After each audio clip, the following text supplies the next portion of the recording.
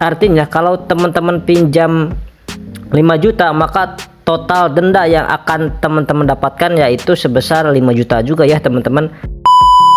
Apa saja sih resiko terberat, ataupun mungkin apa aja sih yang membuat teman-teman merasa takut dan yang harus teman-teman perhatikan ketika teman-teman terlambat bayar atau tidak bisa bayar tagihan pinjaman online EasyCash.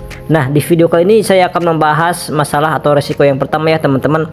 Yang pertama jelas yaitu masalah denda ya. Denda itu cukup besar ya teman-teman. Jadi kalau teman-teman ada denda itu tetap memberatkan ya. Meskipun denda tersebut tidak akan melebihi dari 100% dari pinjaman teman-teman. Namun di sini yang kita perlu perhatikan, kalau teman-teman memang telat 1 hari 2 hari, itu proses perhitungannya itu per hari ya teman-teman. Nah, untuk proses perhitungan dari EasyCash per video ini tayang ya teman-teman. Misal teman-teman itu terlambat 1 sampai 2 hari, maka teman-teman akan dikenakan denda sebesar Rp40.000 flat ditambah 2% dari pinjaman pokok ya teman-teman. Jadi kalau 2% dari 100.000 itu kan yang berarti 2.000 ya teman-teman. Berarti teman-teman harus nambah 40.000 ditambah 2.000 jadi 42.000. Itu untuk 1 sampai 2 hari aja teman-teman. Masalah yang kedua adalah debt collector atau DC ya teman-teman. Jika teman-teman gagal bayar atau telat bayar di EasyCash, itu pasti yang paling meresahkan dan terberat adalah gangguan ataupun teror-teror penagihan dari DC EasyCash, yang memang EasyCash sampai saat ini masih belum dikatakan tidak memiliki DC lapangan ya teman-teman. Tapi tentu aja untuk masalah penagihan via telepon atau WA, SMS dan lainnya itu masih tetap aja mengganggu ya teman-teman. Karena bisa puluhan bahkan ratusan telepon masuk menghubungi HP teman-teman jika teman-teman tidak bisa membayar hutang sesuai dengan tanggal jatuh tempo atau tepat waktu. Jadi untuk teman-teman yang mungkin ditakut-takutin akan didatangi DC ke rumah dan lain sebagainya, sampai saat ini masih jarang banget ya teman-teman. Masih belum ada informasi yang saya dapatkan terkait DC lapangan EasyCash berkunjung ke rumah atau menagih ke rumah teman-teman. Dengan kata lain, EasyCash masih belum ada DC lapangannya. Nah, yang ketiga yaitu pastinya skor kredit ya teman-teman. Jelas untuk aplikasi pinjaman online EasyCash itu sudah masuk ke Slick OJK, dimana nanti teman-teman itu telat bayar 3 bulan itu akan masuk ke sistem Slick OJK, dan itu bisa mengakibatkan reputasi teman-teman di Slick OJK itu akan buruk ya. Seperti itu ya teman-teman.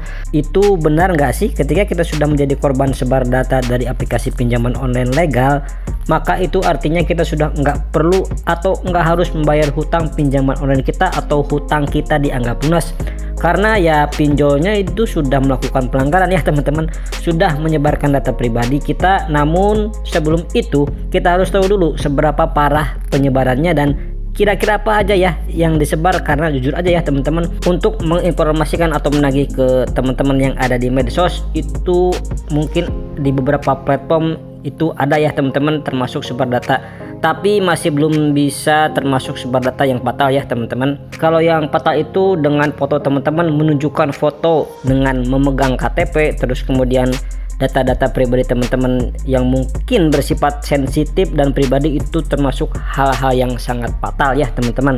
Namun semua orang jarang ya teman-teman melakukan hal tersebut. Jadi tidak semua orang itu mempunyai pikiran ketika sebenarnya bisa aja ya teman-teman, dan hal ini bisa memperkuat teman-teman agar teman-teman itu tidak diperlakukan semena-mena oleh oknum DC pinjaman online tersebut. Oke, balik lagi ke topik teman-teman. Apakah benar kita bisa dengan bebas nggak usah bayar pinjol kalau data kita sudah disebar? Jawabannya enggak ya teman-teman, enggak seperti itu. Teman-teman, memang ada proses hukum sendiri. Namun jika sampai ini tidak ada proses hukum, tidak ada keluhan, tidak ada permintaan pertanggungjawaban dari teman-teman kepada pihak pinjol sebagai penyelenggara pinjaman tadi, itu teman-teman tidak akan bisa mendapatkan gratis atau pembayaran teman-teman itu tetap harus dilakukan ya teman-teman. Jadi teman-teman harus melaporkan ke pinjol ya, minimal ke OJK atau mungkin ke pihak yang berwajib ya teman-teman, yaitu polisi, jika memang sampai menyalahgunakan atau penyebaran KTP pribadi teman-teman. Nanti itu akan ada proses hukumnya sendiri, yang mana teman-teman nanti bisa menuntut kerugian secara material dan imaterial ya teman-teman. Rahasia apa sih dibalik pinjol ilegal? Kenapa kok banyak orang yang bisa galbay berkali-kali di pinjol legal dan memang dengan sengaja ingin membobol pinjol tersebut dengan iming-iming katanya bisa mendapatkan uang dan lain sebagainya.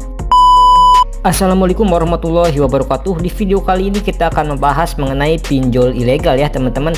Oke ya teman-teman, di video kali ini saya akan membahas terkait masalah seperti ini ya teman-teman. Jadi kalau teman-teman lihat banyak orang-orang yang share ini ya teman-teman, cara galbay pinjol terbaru tanpa KTP ataupun tanpa rekening, tanpa mungkin harus membayar dan aman galbay. Sebagiannya itu merupakan sebuah teknik marketing ya teman-teman, di mana orang-orang tersebut ya pengen, kalau enggak pengen mempromosikan pinjol tersebut, terus kemudian memang bagian dari tim pinjol tersebut, atau yang ketiga yang cuman mencari uang atau keuntungan dari konten-konten yang membahas mengenai pinjol ilegal. Karena percaya atau enggak, jadi teman-teman harus tahu, yang pertama adalah mungkin media promosi, yang kedua adalah orang yang dibayar ya, termasuk salah satu media promosi juga ya teman-teman. Dimana sebenarnya kalau teman-teman mencoba itu kan resikonya ditanggung sendiri, dan si konten kreator juga yang mempromosikan baik itu di IG, di TikTok, di YouTube, itu malah mendapatkan keuntungan besar teman-teman. Sedangkan teman-teman yang mencoba galbay di pinjol ilegal tentu akan sangat dirugikan, karena yang pertama data teman-teman itu udah masuk ya, udah disimpan di server pinjol ilegal tersebut, yang mana ini bisa kemungkinan besar potensinya itu resikonya sangat tinggi ya teman-teman, bisa sampai rekening teman-teman itu dibobol. Kemudian data KTP teman-teman bisa dipakai di tempat lain ya untuk minjol, dan berbagai macam hal resiko yang bisa teman-teman kena. Sekarang pertanyaannya adalah, nggak mungkin orang itu bisa galbay di satu pinjol ilegal kemudian dia galbay lagi di pinjol ilegal yang lain dengan mudah ya gitu teman-teman ya. Nah ini kan terkenal mafia ya teman-teman, mungkin sangat besar dan sangat kuat ya. Mati satu tumbuh 1000, diblokir OJK satu, banyak ya teman-teman pinjol-pinjol ilegal yang baru bermunculan. Sekian dulu di video kali ini, mudah-mudahan informasi ini bermanfaat untuk teman-teman semuanya. Saya pamit, wassalamualaikum warahmatullahi wabarakatuh.